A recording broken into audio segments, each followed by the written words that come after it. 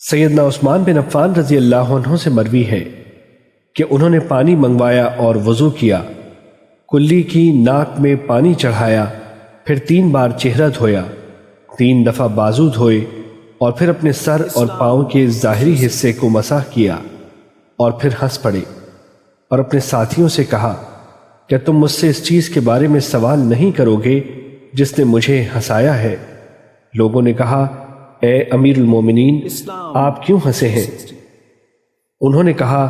میں نے رسول اللہ صلی اللہ علیہ وسلم کو دیکھا کہ آپ صلی اللہ علیہ وسلم نے پانی منگوایا جبکہ آپ صلی اللہ علیہ وسلم اسی جگہ کے قریب تھے، بس آپ صلی اللہ علیہ وسلم نے میرے اس وضو کی طرح وضو کیا اور پھر مسکرا پڑے اور فرمایا،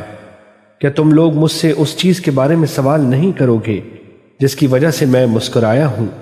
لوگوں نے کہا، اے اللہ کے رسول، کس چیز نے آپ کو ہنسا دیا ہے؟ آپ صلی اللہ علیہ وسلم نے فرمایا، بے شک جب بندہ وضو کا پانی منگوا کر چہرہ دھوتا ہے تو اللہ تعالیٰ اس کے چہرے سے ہر اس گناہ کو مٹا دیتا ہے جس کا چہرے نے ارتکاب کیا ہوتا ہے، پھر جب وہ اپنے بازو دھوتا ہے تو اسی طرح ہوتا ہے، جب وہ مسح کرتا ہے تو اسی طرح ہوتا ہے، اور جب وہ اپنے پاؤں دھوتا ہے تو اسی طرح ہوتا ہے۔ حدیث نمبر 586، مسند احمد۔ سیدنا ابو ہریرہ رضی اللہ عنہ سے مروی ہے کہ رسول اللہ صلی اللہ علیہ وسلم نے فرمایا، جب مسلمان یا مومن بندہ وضو کرتا ہے اور اپنا چہرہ دھوتا ہے تو پانی کے ساتھ یا پانی کے آخری قطرے کے ساتھ اس کے چہرے کا ہر وہ گناہ زائل ہو جاتا ہے جس کی طرف اس نے اپنی آنکھوں سے دیکھا ہوتا ہے،